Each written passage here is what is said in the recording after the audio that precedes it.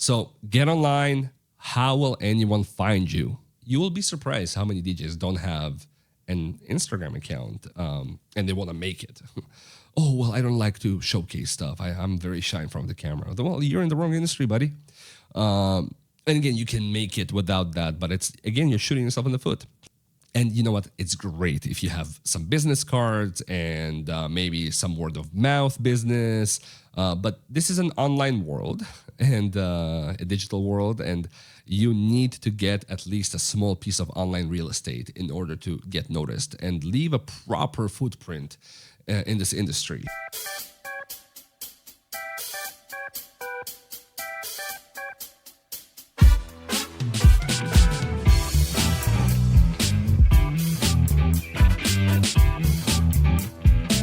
Welcome back to another episode of The Clever DJ. My name is Ilia, and I've been a DJ for just about 2.5 years now.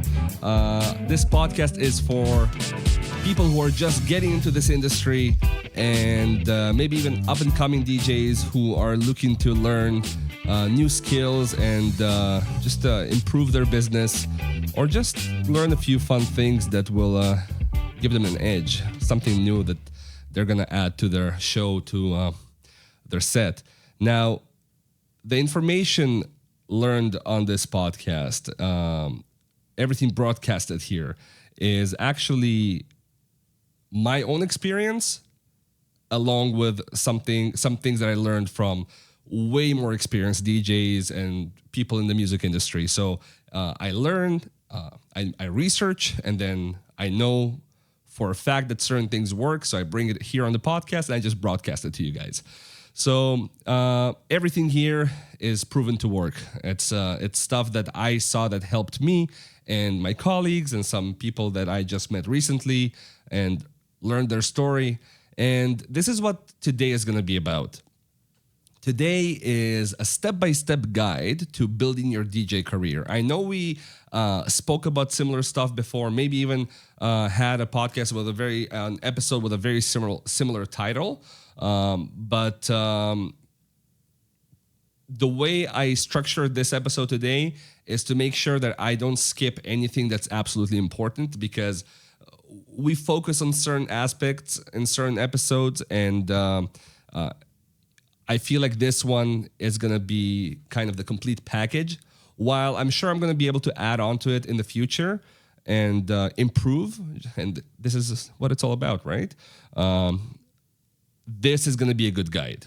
I know this is a good guide. I wrote it down based on previous experiences, my friends' experiences, colleagues I work with, up-and-coming DJs, different interviews from online of successful DJs. This stuff works. This is how you turn this from a hobby into a full-time career. And hey, let's stop here for a second. Maybe you don't want this to be a full-time career. Maybe you're saying, but that's not what I want. I just want to get a little better. And that's fine. I just said that you could do that. You could just use this information to give yourself like an edge or something that's gonna make things easier for you. So whatever your goal is, use this information as necessary.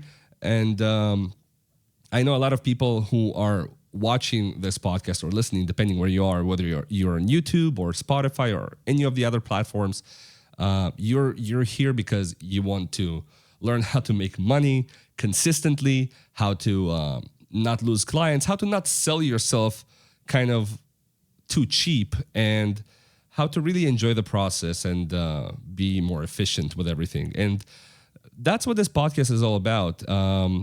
This is really my journey from an absolute beginner to where I am now. I wouldn't say I'm a professional DJ yet. I've only been doing this for a couple of years. But when I do something, I go into it. I go all in. So if I want to learn something, I make sure that I put in hundreds of hours into it to make sure that I can actually call myself whatever it is that I want to call myself. So if it's a music producer or a DJ, because nobody likes the imposter syndrome. And that was really hard for me to deal with when I just started. At my first gigs, when I put the headphones on and, when I was dancing and raising my arm and taking the mic and yelling, "Let's go," into the mic, and I'm like, what am I doing? I'm not really a DJ yet. Like, why am I acting like one? And it was almost like a secondhand embarrassment because I felt like I'm kind of acting like someone who's like, you're not a DJ yet. What are you doing? Like, stop acting like one. And it's normal. It's normal because we all have our anxieties and we all have our, things we have to get over. And normally when you feel that way, it's a good thing because it shows that you really want to earn that title. You really want to earn that, that name, DJ, whatever you are, whoever you are, right? And I spoke to some really successful DJs who I started with. I'm not saying they're extremely professional. It's not like they've been doing it for 20, 30 years. They've only been doing it for up to 3 to 5 years. But they still say they feel the imposter syndrome big time. They're in big clubs. They're some of them have amazing businesses with consistent clients or calling them for weddings, birthdays, whatever it is, and it just takes time to make this feel natural. So join me on this journey from absolute beginner to pro.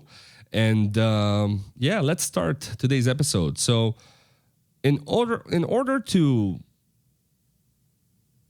be able to get to anything I'm going to say today, we have to start with the most important point. If you don't have this, you don't have anything. Nothing else matters, and that is the product. And in this case, you are the product.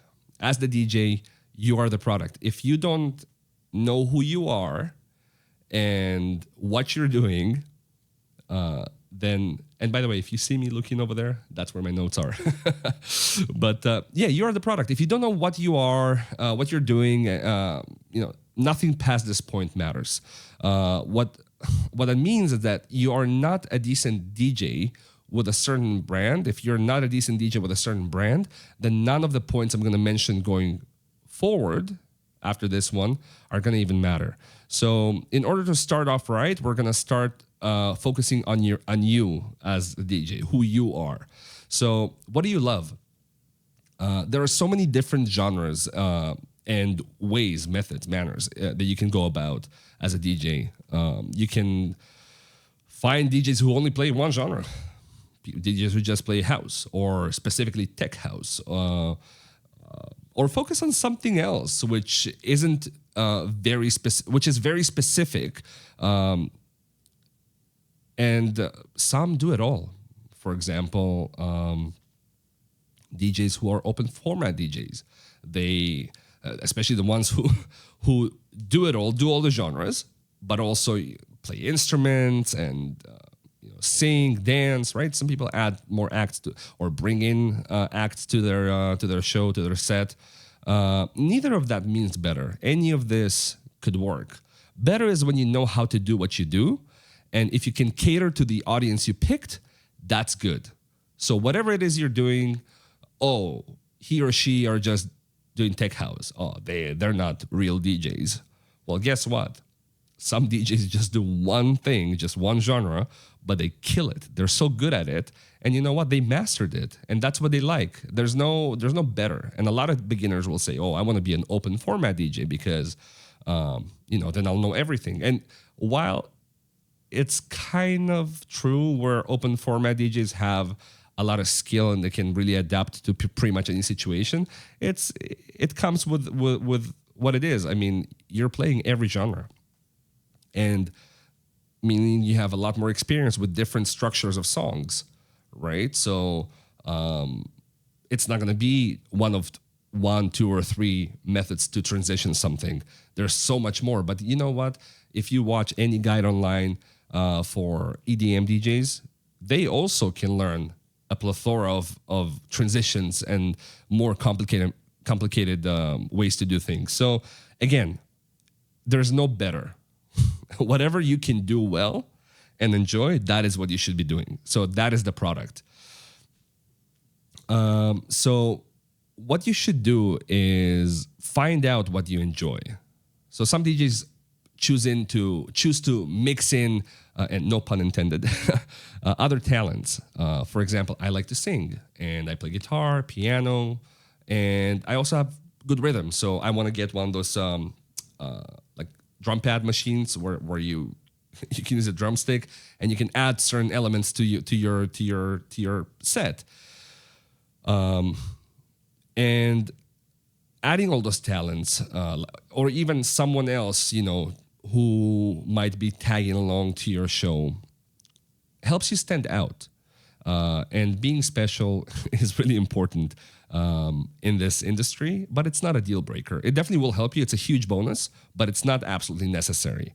Now, if you want to do things quicker, you want to be successful overnight, quote unquote, then yes, it's important to do. But if you give yourself a year, 2 years, and you're thinking, I'm going to grow, I'm going to get to this level consistently, then again, it's not a deal breaker. So it's just an aid. Anything that you add to it is just an aid, but it's not a must. The must is to know what your genre is, for you to know the music, for you to know the crowd who listens to that music, and knowing how to cater to them. So now that we got this out of the way, that is the absolute basic. And by the way, one more like honorable mention. If you're doing this just for the money, I'm not saying it's not going to work out. Some people just do it for the money. I know a few people who did it just for the money. Yes, they got fired from a few venues because they just stopped caring, and they don't have the passion, which means that certain things get past them, and the venue owners or the clients or both did not like certain things. But let's just say a lot of this won't apply to you because you probably won't do it because you're just in it for a quick $200, $300 a gig. And maybe you'll end up doing this more professionally, but that is true for anything. If you're just doing this for the money, likely it's not gonna work out the same for you. So this is more for the people who really want to build a successful business or improve their hobby, which they really enjoy. So that brings us to an extremely important point. Practice. Now that you know who you are, you need to actually become good at it. Sure, you feel it is your nature to listen to that music, or dabble with whatever instrument that is, but does it sound like that to others? I mean, is it going to be smooth? Do you know everything you need to know in order to actually carry out the gig from start to finish? And again, don't kind of quote me on this in a way that, oh, well, that's not true. You should go out there and, experience because that's the best way to learn. I'm not saying you shouldn't, but you do need some sort of a few hours of practice, under your belt before you go out and, potentially destroy someone's event. So I really care about people's events as one of those DJs who caters to their clients the way I would cater to my family, because you know what? If I hired someone for my wedding or birthday, or it doesn't matter what, mine or family members, and somebody just bombed it because whatever, they don't care, I'll be livid. I don't care about the money, like the $400, $500, $1,000, $3,000 that I pay them. It's not about that. It's about the fact that event, we worked for it, we cared about it, there was a sentimental value attached to it, and then that DJ just bombed it as one of the most important people of the night, right? Acts of the night. So that's why I'm saying, sure, at some point you will have to go out there and try your best to run through a gig, and you may crash and burn. It may happen, but to minimize collateral damage, practice. So you need to make sure that you can sell your skill. You need to make sure that, or skill set, maybe you have more than one thing you can do, which is better. Now you need to practice, and there are so many resources online, which brings us to another point, right? It brings me to another point in just a moment. And once you're at the right level, it's time to promote and get gigs and network, but we'll get to that. The other point I started bringing up is resources. You must be resourceful. Sure, you can get by if you're. I'll use this term, a boomer, and sometimes I feel like that. I'm 35 years old at this point, and I'm not saying I'm super old, but lots of DJs out there are in their early 20s, right? But I also know a lot of DJs who are in their 30s, and within a couple of years, built a very, very successful business. But if you're going to be a boomer, let's use that word, and not really aware of the internet, or a loner who doesn't speak to anyone, it's like shooting yourself in the foot with a 12-gauge shotgun. It's gonna slow you down significantly.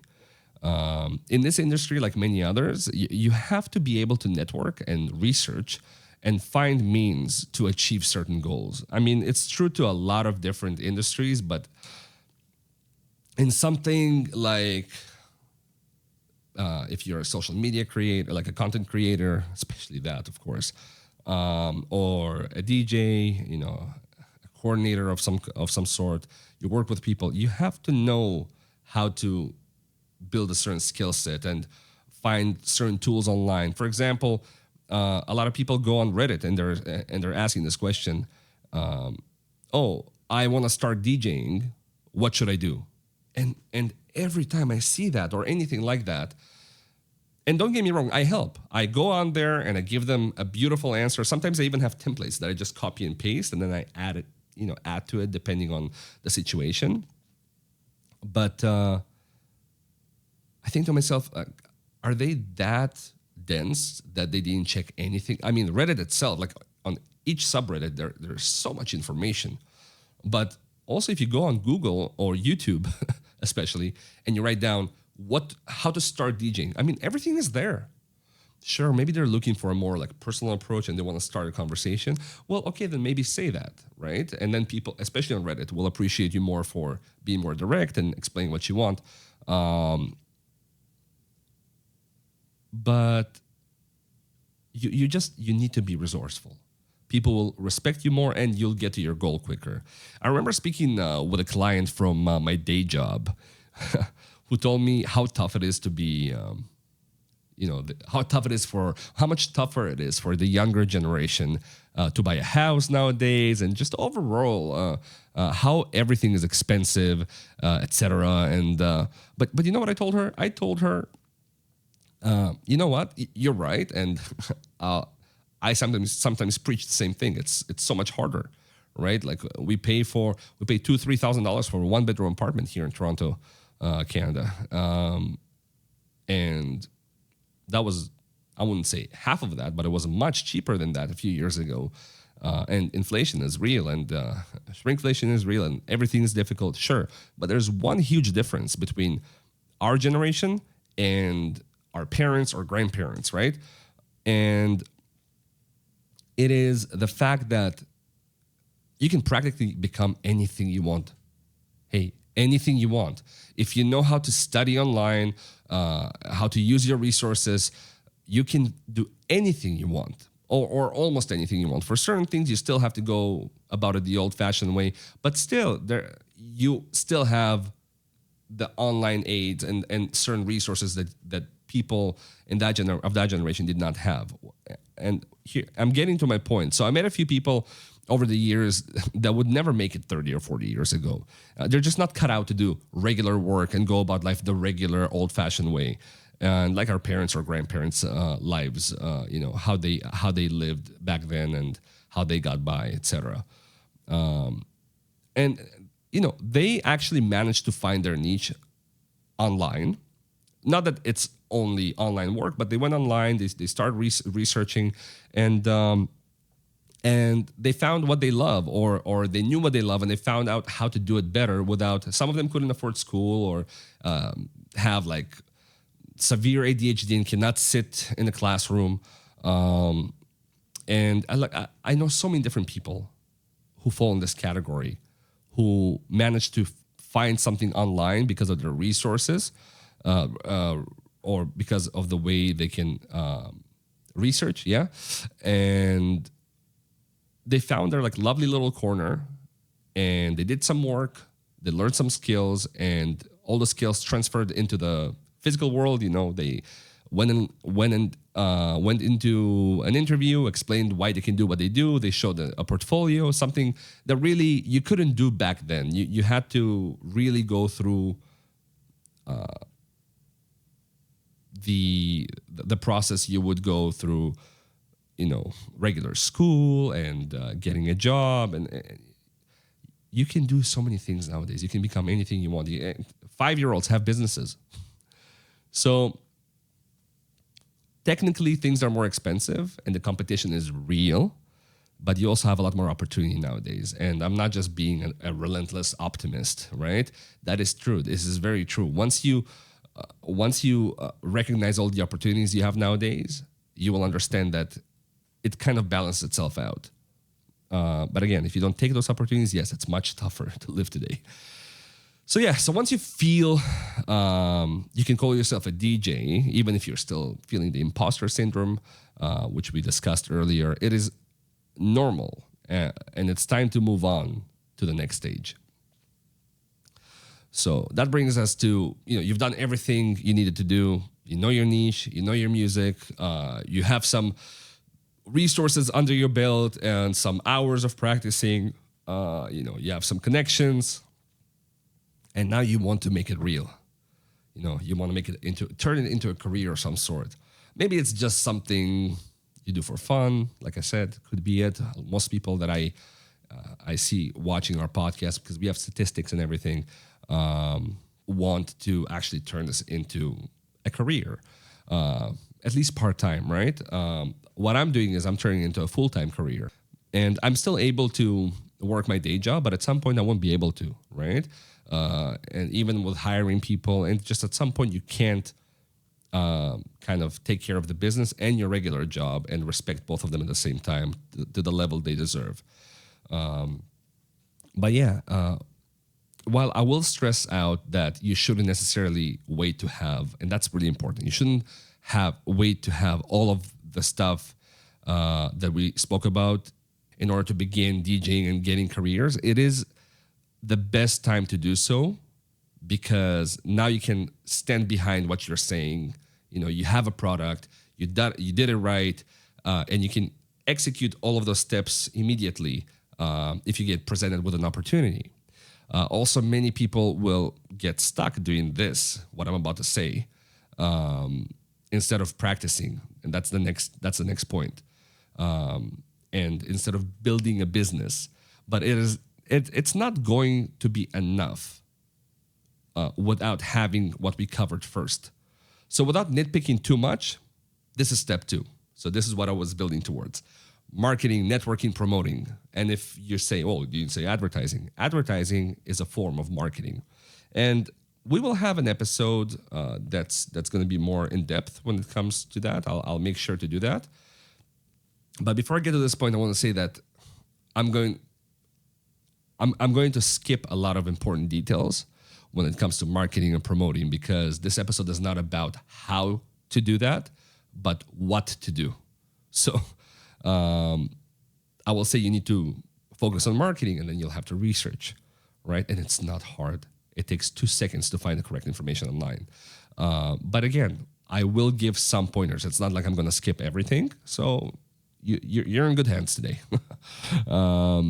I promise that I will release a couple episodes which will actually cover each topic in depth with respect to DJing. So not just marketing, but marketing for DJs, or marketing for DJs who are bedroom DJs and they want to maybe succeed on Twitch, or they want to go from the bedroom to the venue, right? So, and we spoke about some stuff like that as well, but I'm going to go more in depth and more, categorize things in a way that will be easier to learn.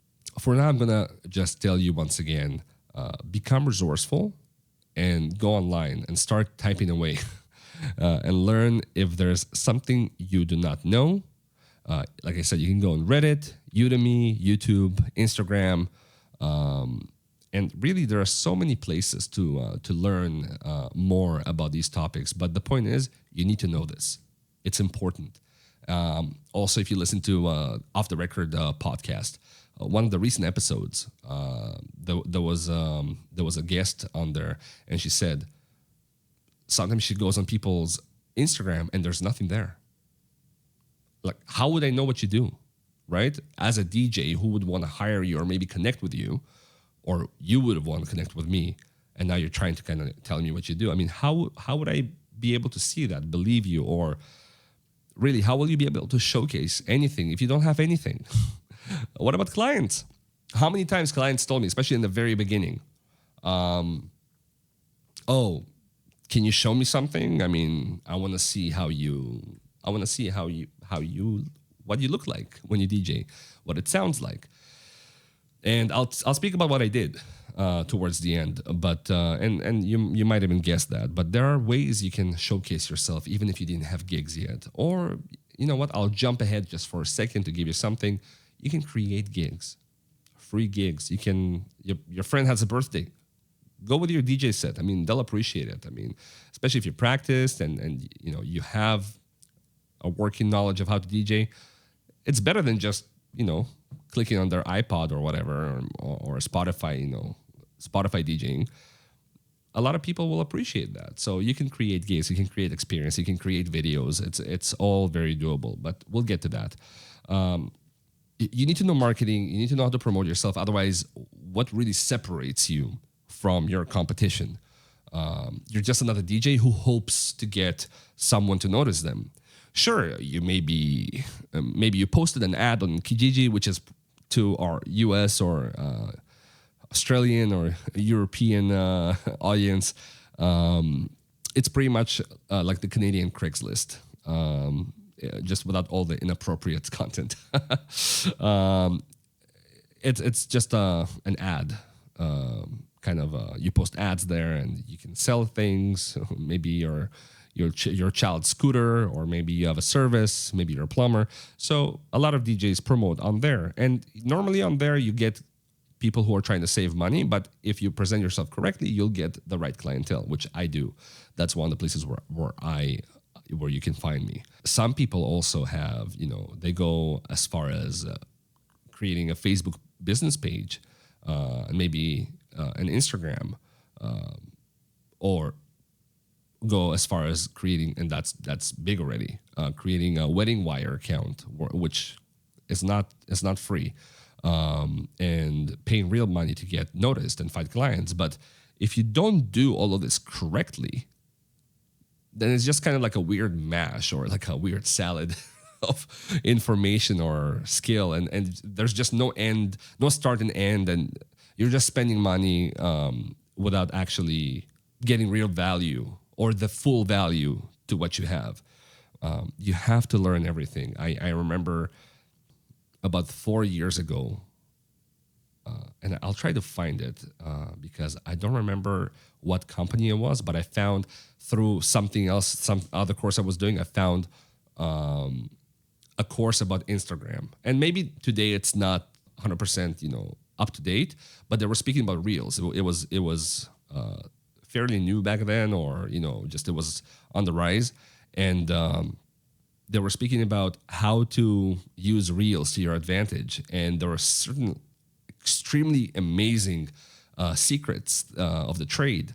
And that's what I mean. You could have an Instagram, but you're not doing anything to really learn how to use that platform. You could have a Facebook business page, but guess what? Facebook just came out with so many tools, sure, to make them money, but also to make you money, to help you stand out, to help you find clients. Are you using them, or do you just, check mark, I have a Facebook page, check mark, I have an Instagram? I mean, it's good. It's already good that you have that. But don't stop thinking, okay, I'm done.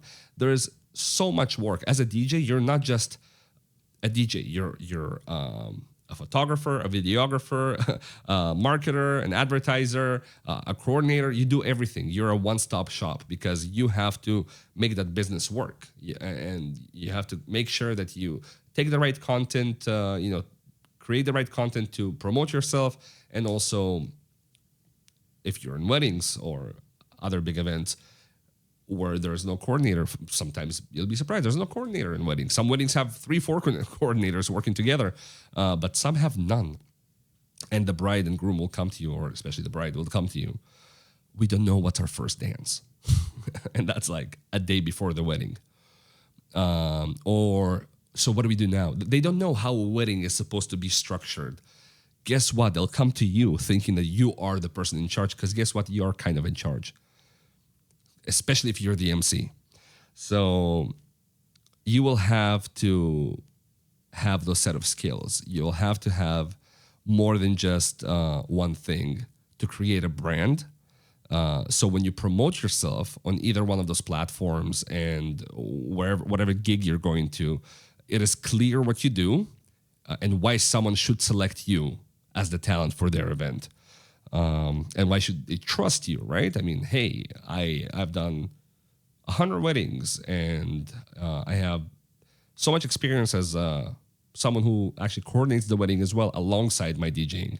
Oh, you don't believe me? Okay, well, here are 50 reviews on Google or whatever platform, or Wedding Wire, for example, where everyone thanks me 5 stars, 5 stars, 5 stars. And again, if you don't have those platforms set up, there's nowhere to give you reviews. There's nowhere to really prove it. And everything works on proof nowadays. I'm very good at selling myself, but often I will have to prove myself, and it is what it is. And if I don't have something, then somebody who does, they'll go for that person. Anyway, I did jump ahead and mention social media and other tools to promote yourself. And if you're not doing that already, get online. Oh, I almost spilled my drink, which, by the way, give me a second here. Throat's getting dry. All right, so get online. How will anyone find you? You will be surprised how many DJs don't have an Instagram account and they want to make it. Oh, well, I don't like to showcase stuff. I'm very shy in front of the camera. Well, you're in the wrong industry, buddy. And again, you can make it without that, but you're shooting yourself in the foot. And you know what? It's great if you have some business cards and maybe some word of mouth business. But this is an online world and a digital world, and you need to get at least a small piece of online real estate in order to get noticed and leave a proper footprint in this industry. Now, let's get back to establishing a brand. So you have your social media and your other platforms set up in order to find clients and get gigs, but you need to present yourself in such a manner that which will help you showcase your abilities and why you are the best for their needs, the client. Let's say you have an incredibly charismatic personality and you are an amazing MC, master of ceremonies. You want to showcase that. You will automatically find more gigs which require that skill because people who are looking for it will naturally find you, especially with the algorithms online, and will want you, specifically you, because, and you and only you, because you are perfect for their needs. One of my clients just messaged me a few months ago for a baby shower. And he said, and I remember I just got him as one of my first clients when I first started doing this. And he told me when she gives birth, she right before that you are gonna be our DJ for the baby shower. So I'll tell you the date when we're expecting, and I'll update you. But you are our DJ. So do not take anyone else's gig. And I told him, I'll do my best. I can't promise that, especially if you don't tell me well ahead of time. But I definitely want to do that. I definitely want to be there for you as you were for me. He trusted me with one of my first gigs, right? Without much to show him. Because I also made certain mistakes in the beginning where I did not have certain content that I should have had. And you got to practice what you preach. And this podcast actually really helps me as a beginner because some things that I already knew for a while and I did not need anyone to tell me how to do them. I'm preaching them now and I'm like, Ilia, you're saying that to all the people listening to you and watching you, but you're not doing it yourself, right? So in the beginning, when we're already in episode 38. So in the very beginning, I did not do everything I was speaking about. But that was a long time ago, right? And now I practice what I preach. So it's not enough to just know. You have to do it. You don't get paid for your knowledge in this industry when it comes to actually being the DJ. If you're a consultant, sure. look, what if you're a virtuoso, like a musician who plays several instruments? Sure, you can have a couple of videos on your social media. If you're playing some EDM tracks on your guitar or keyboard, and even if you're doing it with a drum machine, but did you think to showcase that talent in a proper video, like a DJ set, where you set everything up and show how you can incorporate that into a show? Did you actually think about it? Because my Instagram channel used to have certain videos of me singing or certain videos of me playing guitar or piano, and it was just kind of, okay, well, so he plays guitar and piano, so he sings. But then you take all those skills and you start a video, you create a video where you're DJing, and then you can maybe incorporate that into your set. So I have one video where I have my guitar on a stand, and I'm playing the intro to a song, and it's mic'd and everything. And then I continue on the piano and it's, I mean, on the keyboard, and it all goes very well with the master track, and it's really cool. Now, would anyone put this together for you? No, you have to show it. You have to show it. Not just say that you can do it. You have to show it.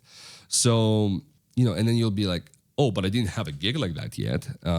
Well, in that case, and we're getting to what I was saying in the beginning, that I will talk about different ways to still show how to do certain things, even if you didn't have the opportunity to show it in a gig.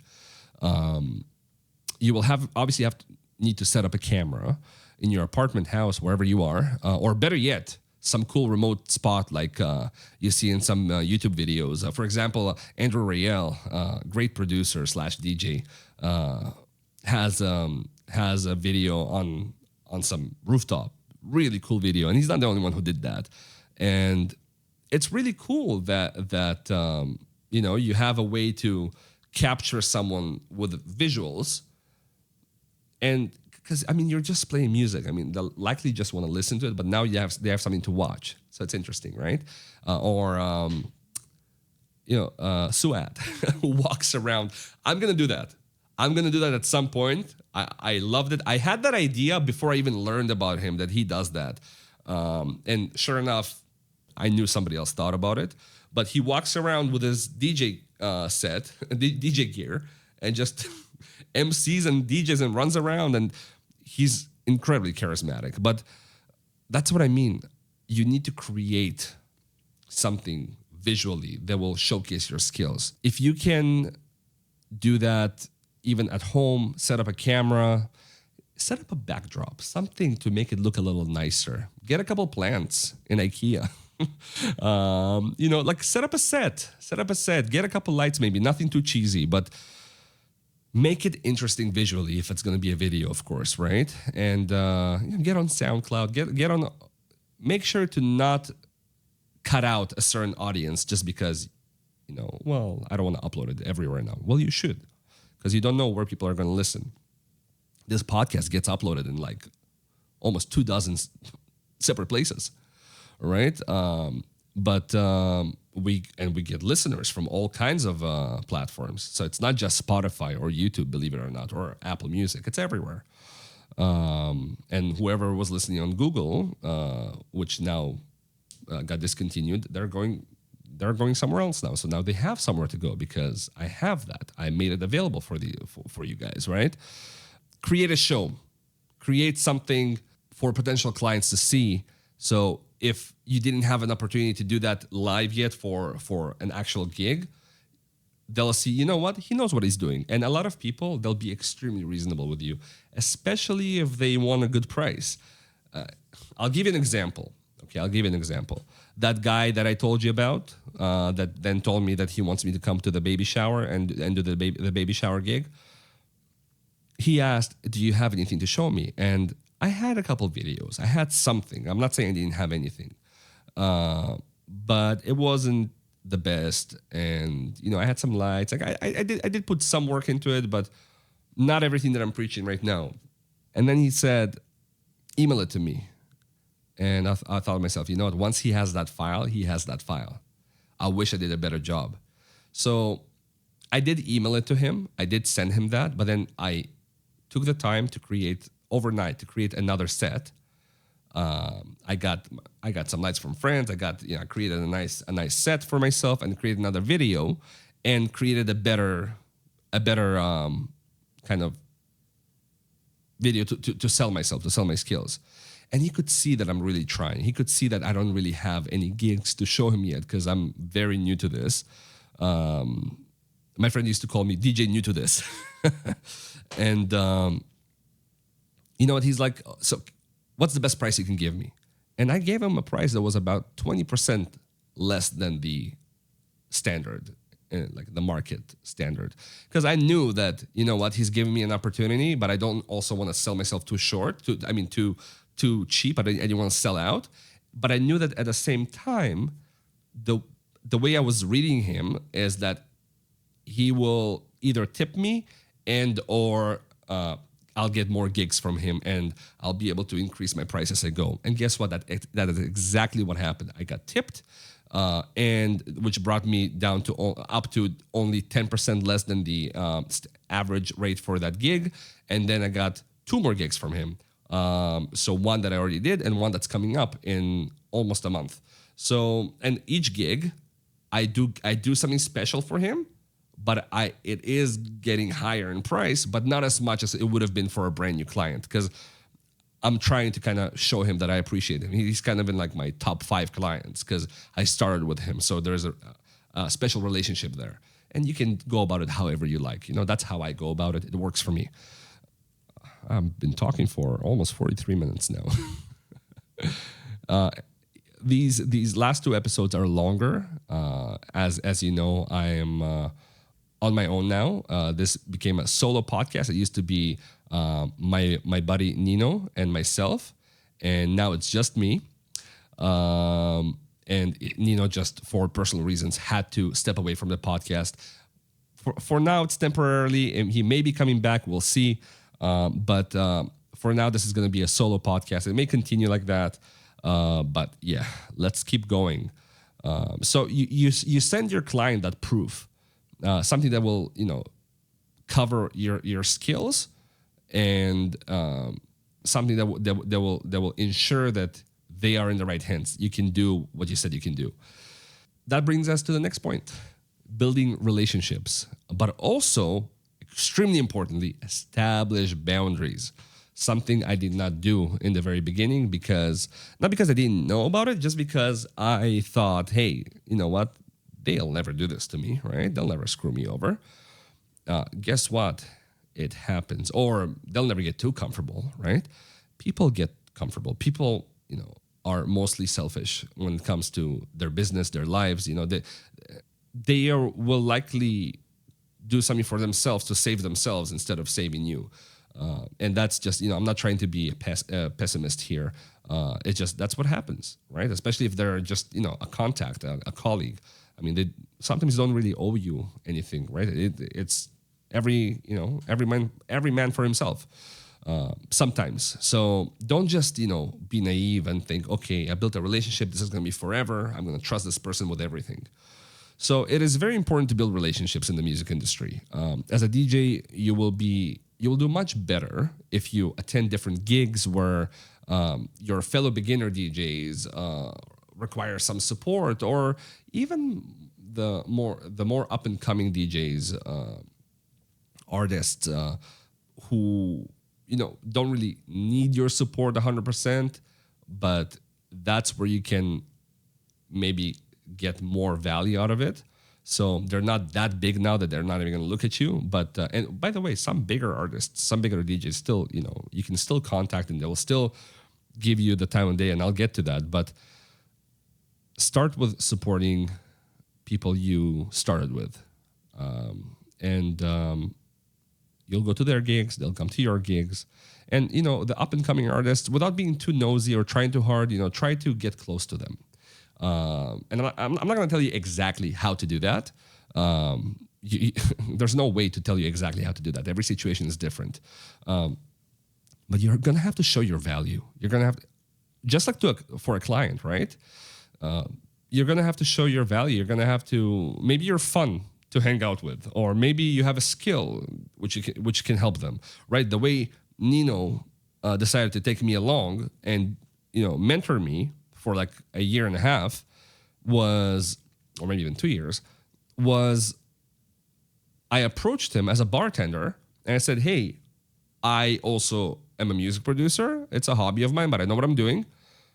I want to learn how to DJ. Maybe I can do something for you if you can teach me, if you let me shadow you. He did not need me whatsoever, technically. But he said, you know what? He told me, like, I didn't know that, but after the fact, he told me. I was actually, for the last few months, was thinking back then about getting into music production and also elevating my DJing business with music production skills. So you said the right thing to me. So huge business, but I said the right thing. I came in the right time. I sold myself, and it made sense. Now Nino went his own path. He has a bunch of other businesses, other things he's doing, and I'm going my way. So you're not gonna be always there. People are not gonna always hold your hand or continue inviting you to the gigs or just be there for you all the time, or put the neck on the line for you at every single opportunity. It's in order to create a relationship like that, it takes a lot of work, and both people have to really benefit from it. Not everyone is that nice. But yeah, so maybe you have a skill that can help them, or maybe they're just nice, which, and they don't mind helping you at all, which I'm going to get to the point. A little story that I told you in the past, but yeah, you just need to make friends as an adult. As adults, you need to make friends in this industry that you like. If you're extremely introverted, then guess what? You will have to change that or find a way to make it work for you. Some people really don't have what it takes. They don't know how to make friends or contacts. And guess what? I know someone like that. He was extremely awkward. He read a lot of books, and that's not what made him awkward. He was awkward. He just did not have a social sense. And he read a lot of books. He had a coach that he paid for, like a life coach, and he watched a lot of videos, and he saw some therapists. And you know what? He found a way to fit in. And he didn't do it for someone else, right? He didn't suffer because he felt like everyone is expecting him to do that. He did that because he believed it will make him happier. And sure enough, he did. He is now a fairly successful DJ. He's just starting out. He's been doing this for a couple of years as well. And he is also in music production, which is something he's more comfortable with because he doesn't have to show himself as often. But he decided he wanted to be a DJ as well. He has a business with a bunch of contacts. He has, I think, 10 or more than 10 people working for him, working with him. And you need to see where you fit in this category to make it happen. However it makes sense for you, you have to make it happen. That's how this guy made it happen, and it's great, and I'm proud of him. So keep in mind, people, especially in this industry, people can be kind of, act like snakes and show their true colors. Sometimes they themselves are not aware of that. When money is on the table, success is involved, people normally behave differently. I didn't forget. I'm going to tell you the story I told you about. It all ties into that. Competition in the music industry can be nasty. People you consider to be your friends or contacts will talk about you behind your back, not in a very nice way, or try to get ahead while keeping you in the dark and, thinking, okay, well, if I do this and not tell him about that, then I will be so much better. And, now he's not my competition, especially if you intimidated them, especially if you did that. Then again, some people in this industry are absolutely fantastic.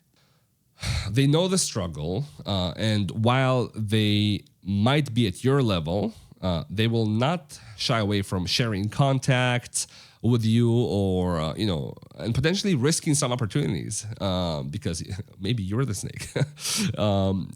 And again, I'm just kidding, but I'm trying to make a point here. They might do that because that's just their personality, or maybe they're taking a risk in order to really make real friends in this industry, real friends, real contacts in this industry, and give something to get something, right? And that's what I did. You get burned sometimes, but really, more often than not, you make really good friendships, really good contacts in this industry. If you can exercise some caution and you're not too naive. And some people might be already very successful, but they didn't forget where they came from. They didn't forget, their humble beginnings and how hard it was when they started. And they advocate for beginners and help when they can. So I know a few people like that, and I'm always dwarfed by those people, by their success. I feel very humble to get an hour with them online, like on Zoom or Google Meet or whatever, and chat with them, or maybe in person if they're local, right? There's a few people that I know like that, and it's funny. I met them in different ways, every person, but I know that their time is extremely valuable, and they're spending an hour with me. And when you become an entrepreneur, you understand how much an hour is and how much it can affect you to give someone certain information as well. Not just the time. And they do this because they love to help and they're genuinely good people. Now, usually these sort of people got screwed in the past themselves and have lots of experience knowing who to help and who to stay away from. So don't take their kind heart as weakness. They know who's in front of them. Be real with them. If you're not a threat to them, they'll know and they will help you. You have no idea what kind of people, the kind of people who will agree to become your contacts, your friends, if you just try to talk to them. You gotta dare in this industry, which leads us to that story that I was talking about. I told you about this one DJ from Philadelphia. I'm not gonna say too much about him. It's I want to keep his life private and who he is private. He's not an official guest on this podcast, so until he is, I'm just gonna give you the absolute basics to explain the story I was talking about earlier. He's extremely successful. He doesn't need my help in any way. Like we met online.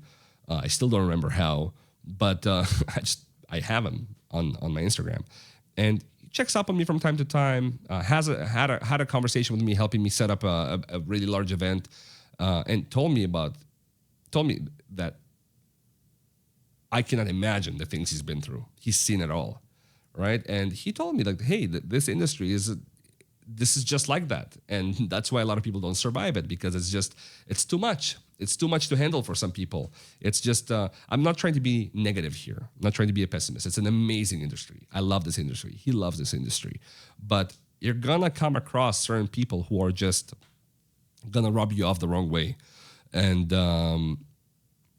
it's just there's a reason why you go and get paid $400, $500, $1,000 just like that, right? Like just like that, because it's it's an awesome industry, and it comes with certain struggles. So nothing that good is easy usually. So it brings us to the next point. You will likely not be ready, and that's what I was talking about earlier. I understand the whole ready. That word is very very heavy. You will likely not be ready for anything I mentioned here. You will likely find an excuse why you cannot or should not do something. This is an industry where you have to dare, and where sometimes you just have to. You have that one chance. You have that one chance and one chance alone to do something. Sure, you can get more chances later. Another way, if you're very resourceful and if you just lucked out, but you gotta be in the now and think about, hey, I got this now. I gotta do what I can with this opportunity right now. And again, that's why it's good to have contacts, because they can help you if you're not ready for something. They can coach you. Again, there's people on Reddit. I just got a couple messages. I messaged about something, I started this a certain topic, and they really helped out. Some of them even reached out through direct messages and DM'd me and said, "Hey, if you have any more questions, message me. I can help you with that." And they didn't ask for anything in return. We're all just building connections, right? Creating relationships. It's good for everyone. An example. Let me give you a few examples. In case you'll say, well, he probably doesn't get my situation. So an example for practicing, if you're not ready to practice, would be, you don't have the right gear or tools, you don't even know what you're doing, guess what? Again, it's all online. And likely if you're doing this, you're at least 18 to 20, 22 years old. You can make money a certain way. You can get a part-time job. You can do something. I'm not being insensitive towards some people's financial situation. I know that sometimes it's really hard. But if you want something, you can make it happen. You can rent something. You can. I know that you can get virtual DJ, and it's actually better for people who don't have the actual physical gear. I almost never used it, but that's what I heard. I use Serato and sometimes Recordbox when I teach. So when I teach people who want to learn on Recordbox, I use Recordbox, and I just had to learn it, the interface enough myself, so I can actually teach it, teach DJing through that interface. And don't make excuses. You can practice. If you really want to buy everything brand new, headphones for like $25 to $50, and that's all Canadian prices on Amazon and local stores. You can get some cheap computer speakers. Again, $50 to $100, and they're actually going to be pretty good. You can even get cheaper ones. You can get like a small Bluetooth speaker as well. You can do that with like an aux through the aux port, and through the settings you can make it so it plays through that. The actual controller. There's some controllers for $100, $200, $300, $400. Most of them will be just enough, right? And if you want to start from a proper one, like the FLX4 is a really good one to start with. There's also, I got one that was I went on vacation for a month. I needed to practice because I had a lot of gigs coming up in the beginning of the summer. It's like the size of this Roadcaster, maybe a little smaller, a little narrower. I forget the name of it, but it was like $150, and it had lots of the features. It worked with my Serato. It works with everything. And then, you can get Serato Lite. You can pay for it if you want. It's not that expensive. Point is, I've been talking about this point too much. You can do it. It's not an excuse. Like you can find time to practice. You can find gear to practice. And by the way, there's also spots you can go to where they have gear, and you can pay by the hour and practice there. You could also do that if you really have to do something like that. Now, an example for marketing and promoting would be, I don't have the capital to market. I don't know how to market, or I don't have the time for it. Well, again, this is a business you're building, so you'll definitely have to create the time, because at some point I just can't help you. If you don't have the time for it, well, okay, then you don't have the time for it, and it's going to take you much longer.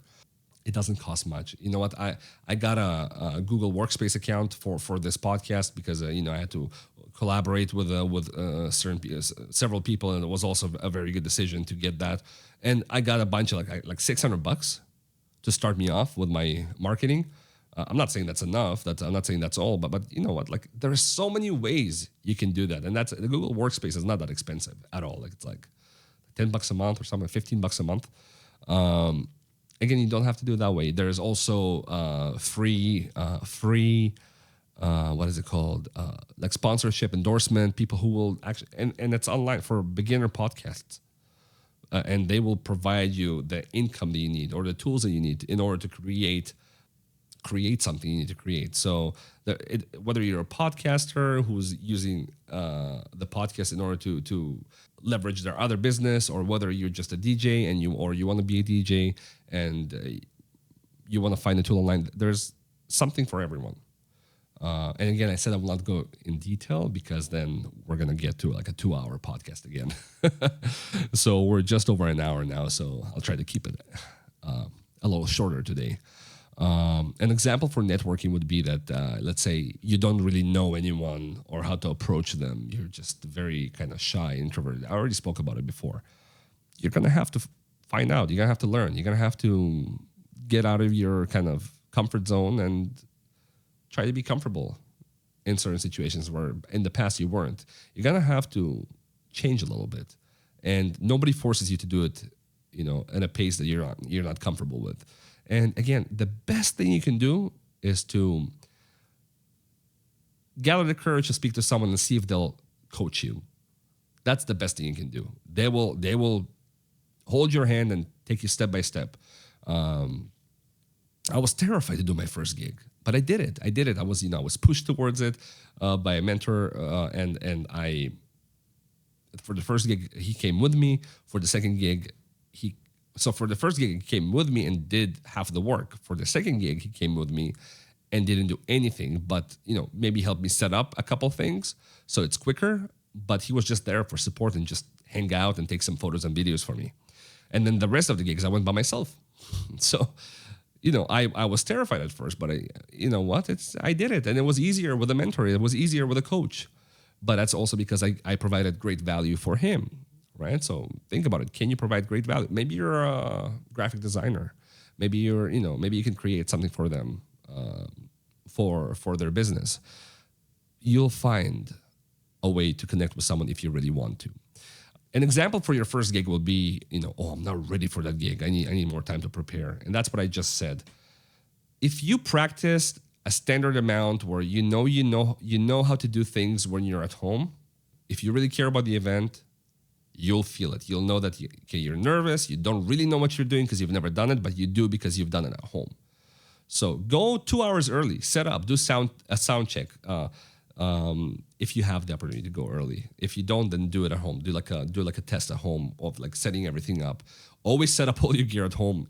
Especially if you're a beginner, make sure you have everything you need. You didn't forget a cable or something, and create that situation where you're comfortable. You're like, okay, I did it.